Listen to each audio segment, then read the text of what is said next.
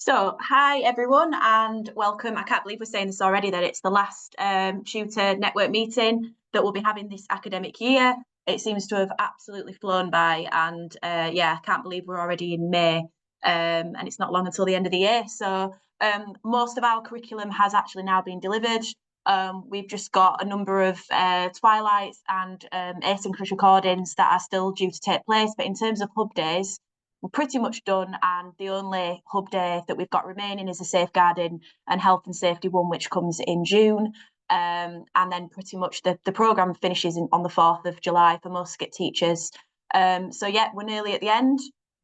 So just to make a start, this is a bit of more of a, rather than input from me, this is more of an evaluation from you guys that have been tutors with us this year. So there is an online form as well, but if you've attended today, you don't need to fill out the form. It's more just to try and collect as much information as possible from those that can't attend. So if we just recap our partnership values with Exceed, so we want to provide the opportunity to excel. We want to inspire aspirational teachers, and we also want to make sure that we care as well. So obviously you'll see in our curriculum that is a vital part running through both primary and secondary cohorts. So a bit of an overview of the session. We'll just have a recap of the curriculum intent and rationale. We'll talk about how the curriculum map looked for this year and have a bit of a breakout discussion, although to be honest, we might not go into breakout rooms because there is not a huge number of us, so I think we could probably have just a discussion altogether. And we'll look at how we might want to develop SCIT teachers further and what they might need next academic year that they've not necessarily had this year in terms of becoming ECTs. We'll have introduced, or we're planning on introducing, some additional sessions for the 2025-26 curriculum, and we have mapped out our curriculum for next year, which we'll share at our Tutor Development Day, which is on Wednesday the 11th, and I'll give you a bit more information about that at the end of the session.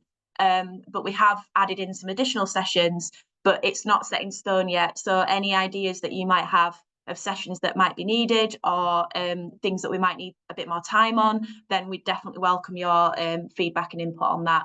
There'll be an opportunity for a bit of additional feedback, and as I've already said, the Tutor Development Day is on the 11th, on Wednesday the 11th, and I'll give you a bit more detail about that at the end.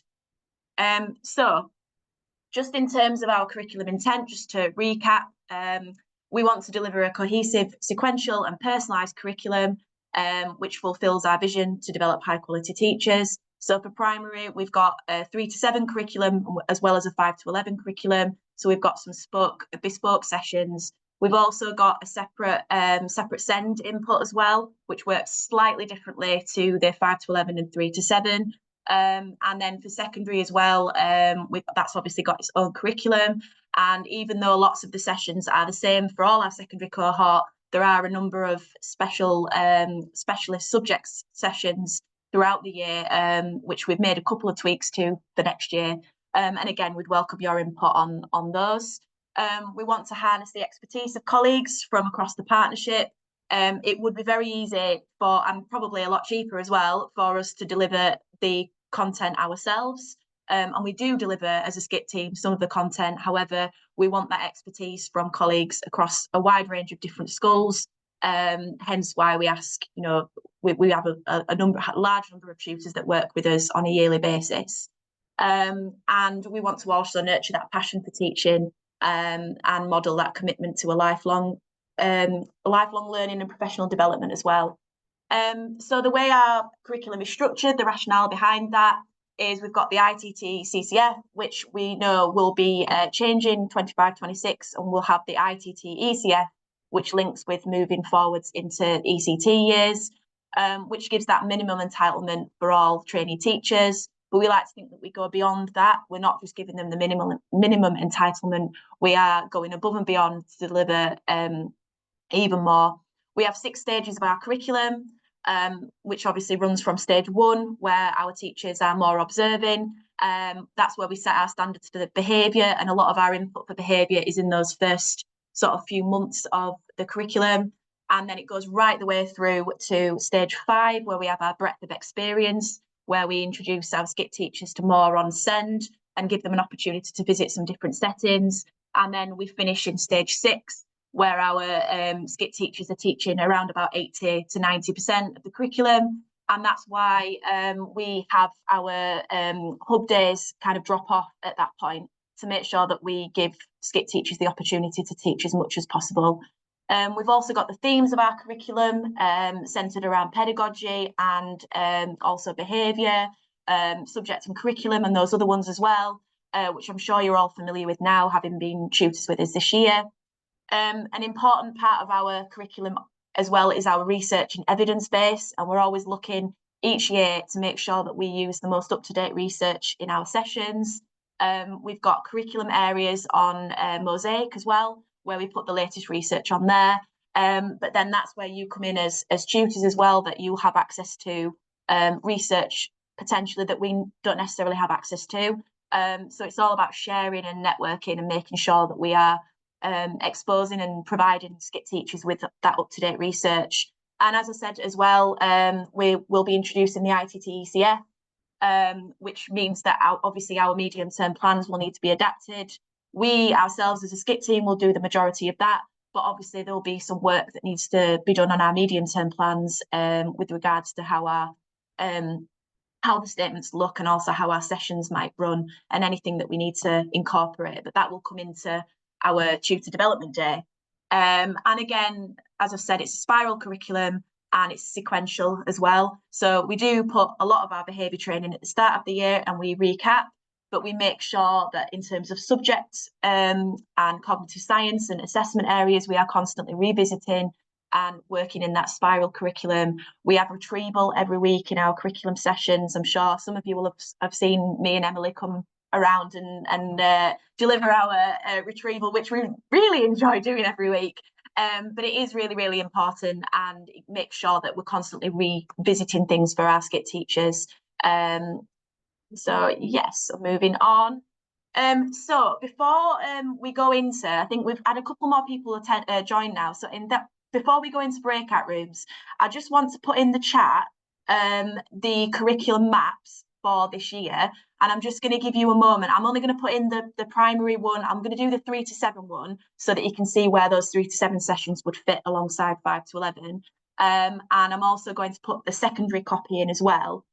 Just so I'm going to give you 5 minutes to have a look, just to kind of refresh your memory on how the sequence of the curriculum actually looked this year.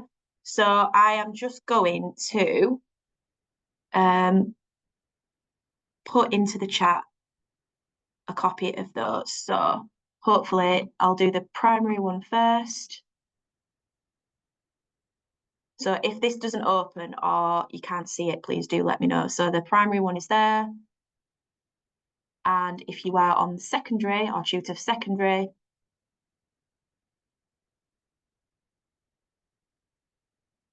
then that is there.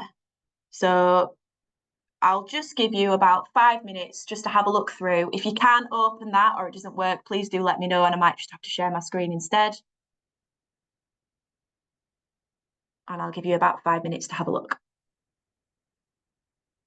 If anyone, in the meantime, if anyone wants to ask anything about how it looked this year, then or what anything means, then please let me know.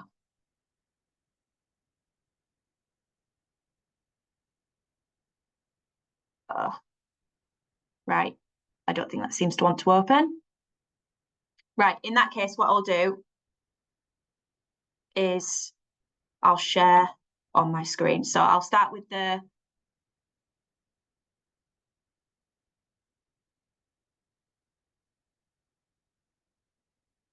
so you should be able to see a copy now on screen.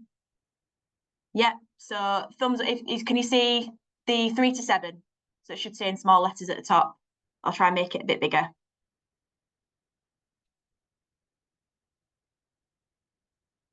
Okay. Lucy, I can see you nodding, so I'm using you as my guide. So I'll just talk you through a little bit.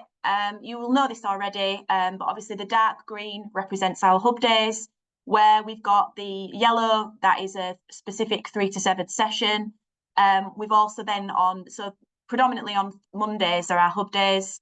And then for Thursdays, we have our twilights.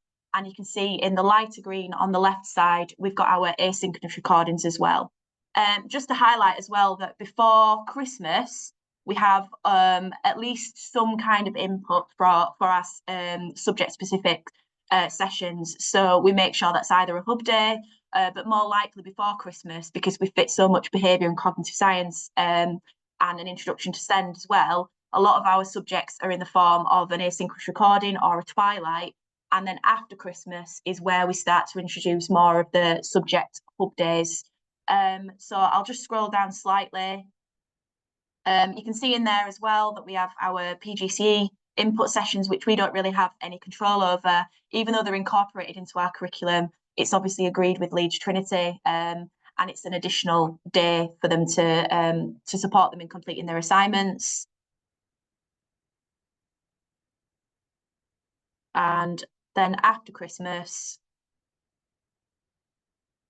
again, you'll start to see a bit of a recap of some of the behaviour sessions, and we start to have more of our subject sessions.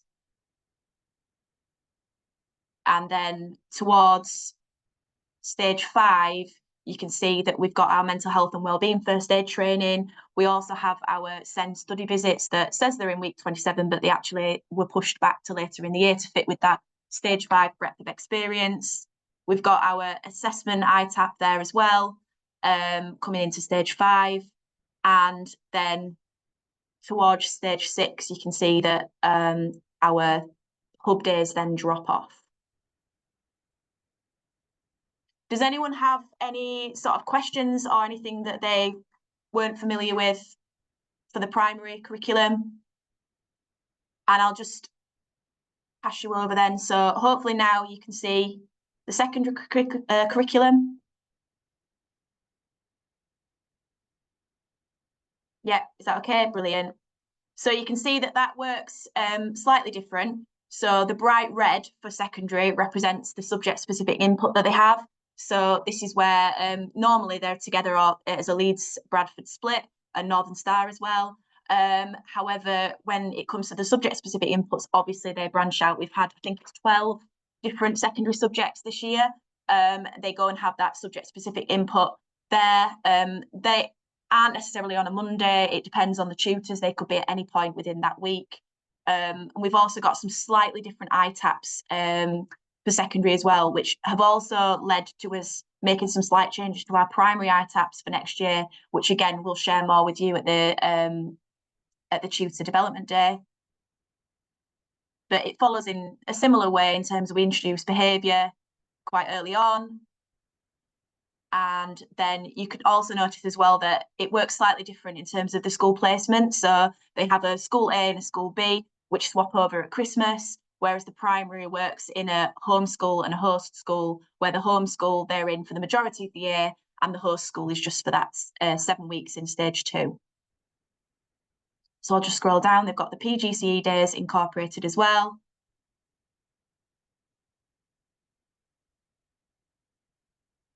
And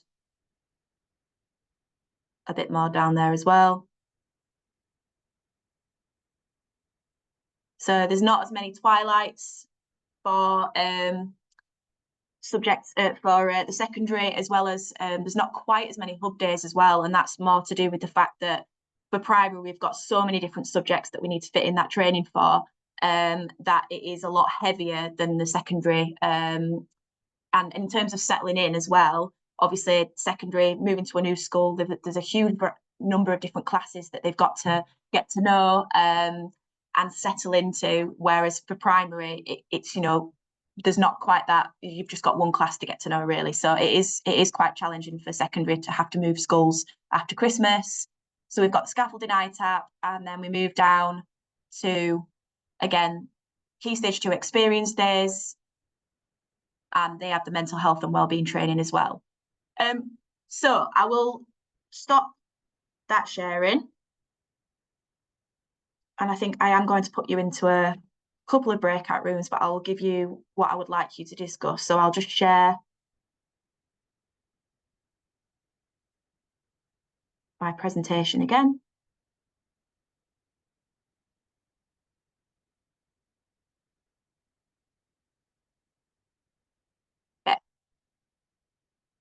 So you should be able to see that now again. Current slide. So I've given you a rationale of the planning of our curriculum, and we've had a little bit of a recap of how the secondary and primary curriculum was structured. So I just, in breakout rooms, I just want you to discuss with whoever you are in the breakout room with what's worked well this year for you or in general. Some of you are CBMs, some of you are, deputy heads, head teachers, who will have an overview of what's been happening in terms of skip teachers or tutor sessions. Are you satisfied that the order of your sessions, and if you've got more than one, the order that they came in? Do you think that they were at an appropriate time of the academic year, or do you think they needed to be before or after something else? Did you have enough time to deliver the content, or was there too much time? Did you find that you were trying to sort of like fit as much in that actually you didn't really need to, but you're trying to make up the time? And do you think any of the sessions should have been recorded differently? For example, did you have an asynchronous recording that you think would have been delivered better as either a twilight or a hub day even, and vice versa as well? And then either during that or afterwards, if you could put any feedback into the chat, and we'll have a just so I've got a record of it, and we'll have a bit of a an informal chat about it as well. So I will put you into breakout rooms now, and I'll probably give you about 5 minutes to discuss before we come back together. So I'll just put you into breakout rooms now, and I think 3 breakout rooms would be great. And I will open all rooms now for you, and it'll give you a 60-second sort of warning when I bring you out of the breakout rooms.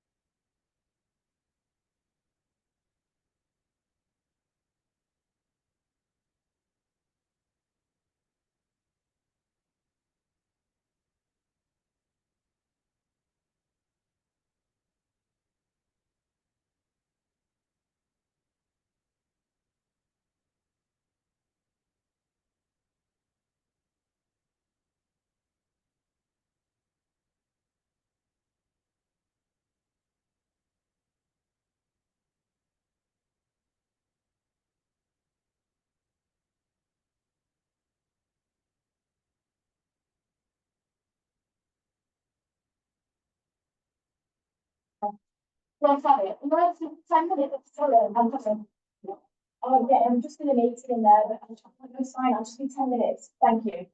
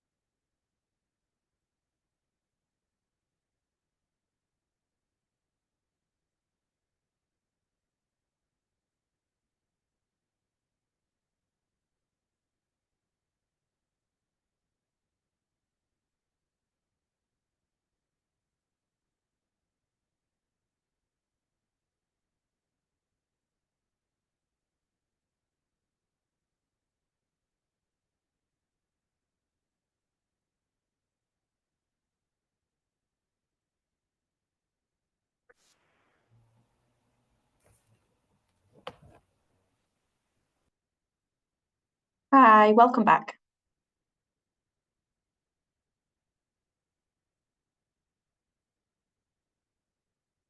Right, so this is where I'm going to put it out to you. If you'd like to share, you can either, while somebody else is talking, you can either put any feedback into the chat so that I've got a record. But it'd be really great if any of you could share what's worked either really well or what you think could be improved for next year. So feel free to. I don't mind talking about from our group. We had quite a range of experience. Obviously, Catherine, who's been doing it for a number of years. We ended up talking about quite happy with the order of what happened when, especially with maths. And I think we've been reviewing that as we go and making sure that it's in a really good order. Namrata was talking about oracy and how her two sessions are quite far apart and that they might be better closer together so that the teachers don't forget their gap tasks and that kind of thing. But that then led us to have a really interesting chat about the fact that we should maybe have oracy included in our math sessions a little bit more as well. So it was good to kind of like talk about how other things could come through other sessions. And then we had a secondary colleague who said this year it's just taken a long time to plan the sessions because it's the first time. So we were just hoping that next year for the secondary colleagues that it's not such a big task because they've done it. That I was just laughing. That's the dream we have each year, that next year will be easy because we've done it before, and then we end up rearranging things anyway. But that was a summary of what our breakout room chatted about. Thanks, that's brilliant. And I think, it definitely in terms of oracy, that's something we talked about a lot. We introduced oracy as kind of a standalone session this year, and Namrata brilliantly led some training on that. But what we need to do ready for next year is to think about oracy throughout the curriculum as well in all the different subjects. And I know the secondary, I think it's subject specific day 3. There is an element of oracy in there as well. So we need to be making sure that, I think, Louise, I think if you're, I can't see you, but I think you're still here. You yourself, you did literacy, and there was oracy as well delivered. And we thought that from your feedback, it makes sense to have that before the subject-specific day, so that they've already had that input on oracy, and we've already made some changes to our curriculum to reflect that. So we do take all of your feedback from the forms into account, just so you know it's not a complete waste of time or anything like that. And it does make sense to make sure that we've got oracy running throughout the curriculum as well. So that's definitely something we've been looking at. The same with things like SEND as well. We've recognised, I'll come on to that in a second, we've recognised obviously that SEND is massive and it's ever increasing. So all our sessions need to make sure that we're incorporating SEND and EAL and also stretch and challenge as well, to make sure that we've got that throughout the year rather than just in standalone sessions. So thank you very much.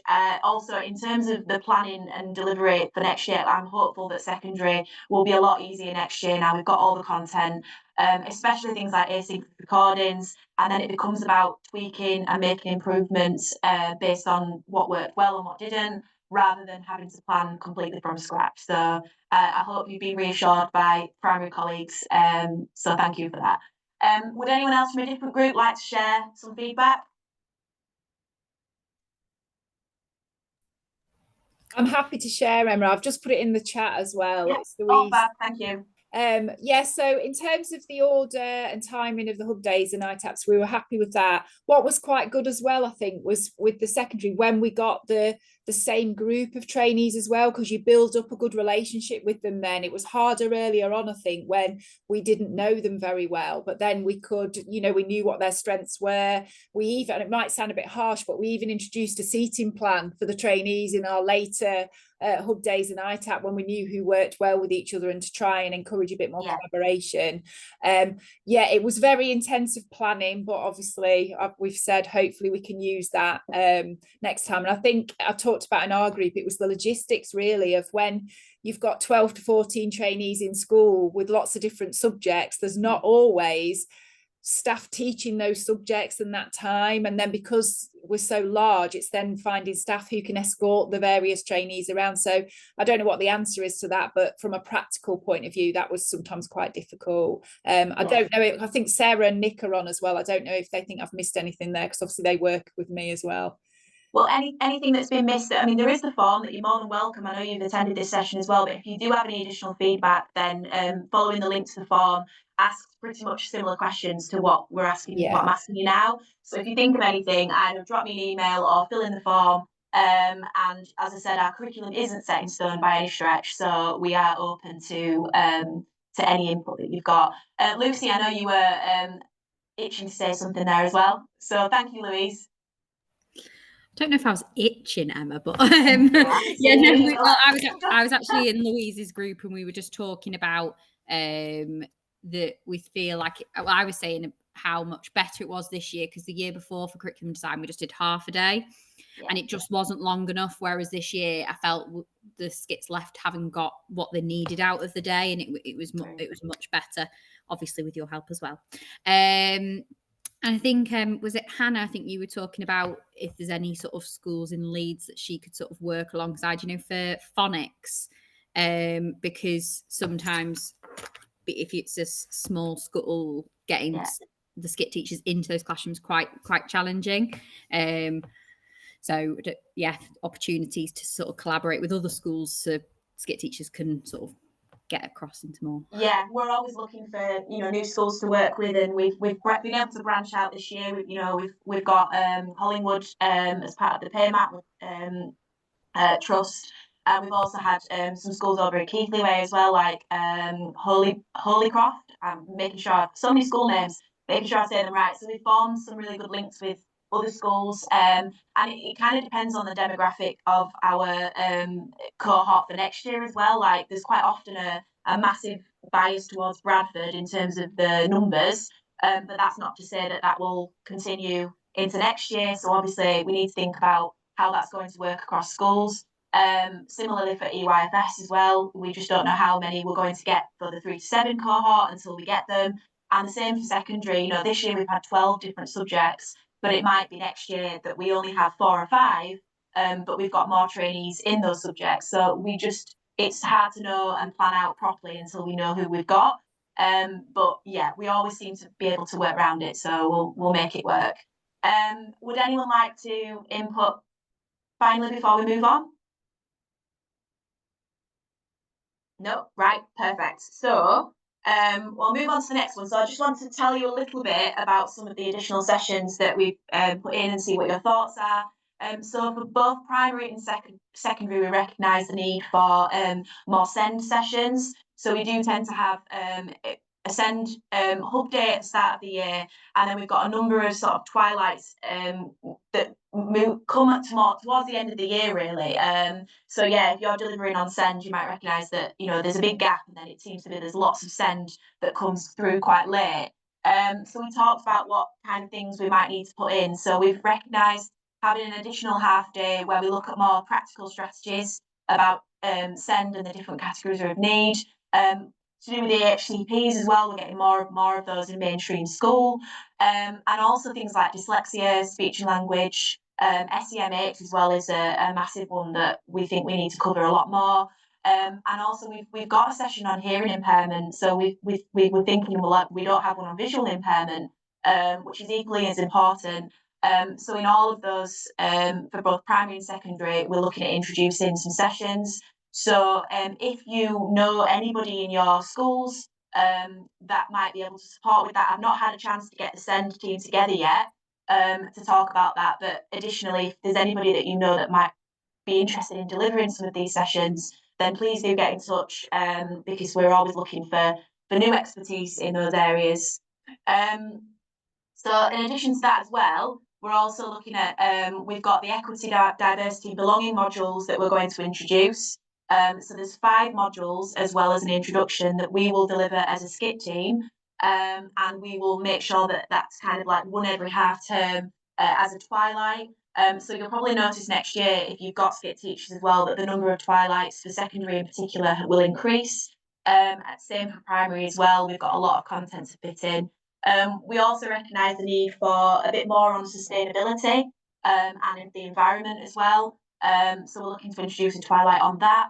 We're also putting in a bit more on online safety as well, because we do cover it in PSHE, and we do talk about it, you know, at different times of the year. However, we think a bespoke session on online safety for both primary and secondary, depending on, you know, what needs to be covered in there.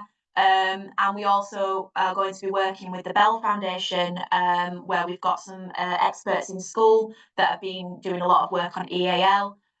We had, I think, Catherine from Horton Park, we had Zakir, I think is his name was, Zach, who delivered an EAL twilight for us.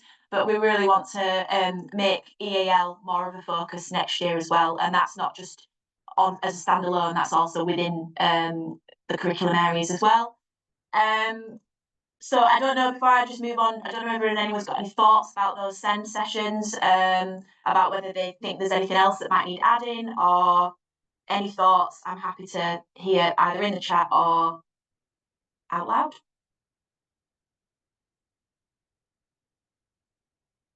Emma, I think from like the inclusion kind of agenda, it's not just I know SEND is really important, but it's like vulnerable students as well. And I think what we're talking about in our setting is it's recognizing that just because a student doesn't have SEND does not mean that they don't have additional needs. And it's kind of recognizing that as well, isn't it? They might be vulnerable or just have other needs, even though they're not on the SEND register. Absolutely. And we've got for secondary, we have the role of the form tutor session that we want to develop more and put more in to do with that pastoral side as well. So we will be looking at making sure that those sessions do incorporate things like that as well. Anybody else? I've just popped mental health in, because I think particularly for primary as well, but particularly for secondary, you can sort of be dealing with some students who are really struggling with mental health well-being. So I think there should be something on that to make sure that, you know, they feel supported to be able to manage those certain things, and also that they feel supported themselves around that, because it can be quite tricky. So what services are available, how you signpost it, and just sort of managing some of those sorts of things as well. So I think that would be a really good one to build in. We've got a lot of drop-in sessions that we have in terms of mental health and wellbeing of skit teachers and staff and colleagues. But I think while we do have sessions to do with the mental health and wellbeing of pupils and strategies and things like that, I think making sure that we're up to date with the latest kind of things that we can put in place to help those pupils, that would be really important as well for next year. So yeah, thank you very much.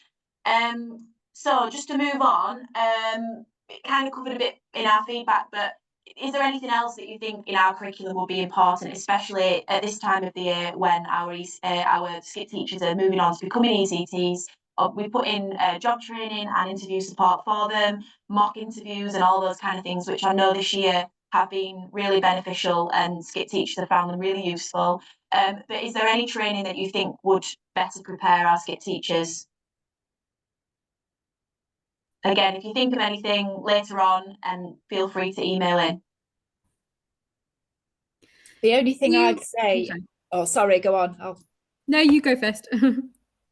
The only thing I'm just thinking about our ECTs this year, I think the main issue that some of them have had is when they go from being a trainee to a teacher, it's simply managing the time and managing so many different classes, because they go up, don't they, from a very controlled amount of classes and teaching hours to significantly more when they start a full-time job. So possibly something around that, and time management, and the marking and things like that.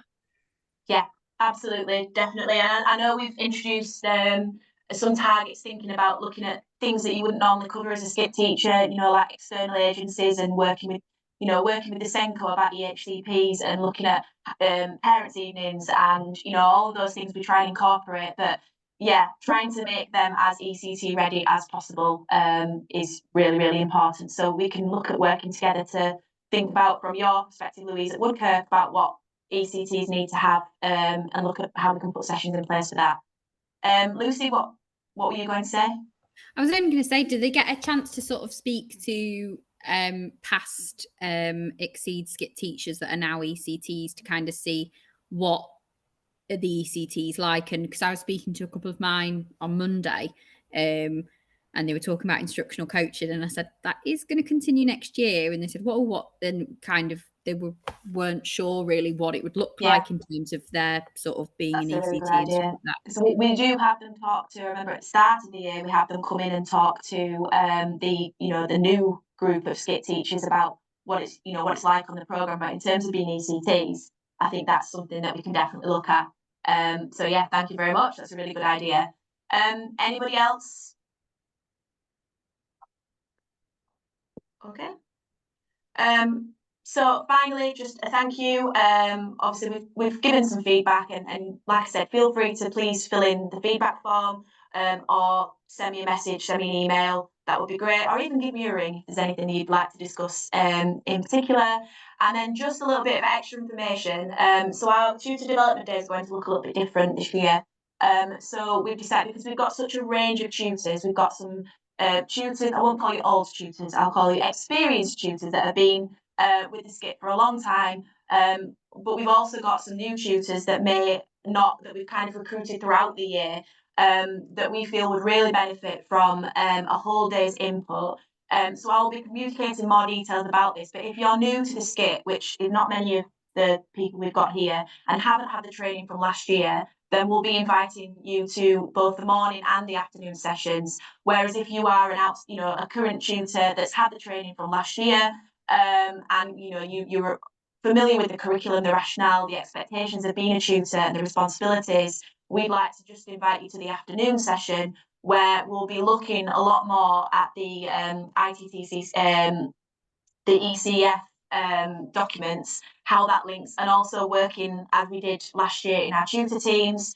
There may be some changes to the curriculum, so that means the medium-term plans are going to need to change slightly. So we'll be looking at working in tutor groups, as well as looking at the new framework as well. And just to finish off, if you haven't already, let me know if you can be a tutor with us for next year, then please do. And also, if in your school you know of anybody that has a particular interest in teacher training and being a tutor in a particular area, then please do get in touch, because as I said, we're always looking to enhance our tutor team. And just to say thank you very much for all your help and support this year.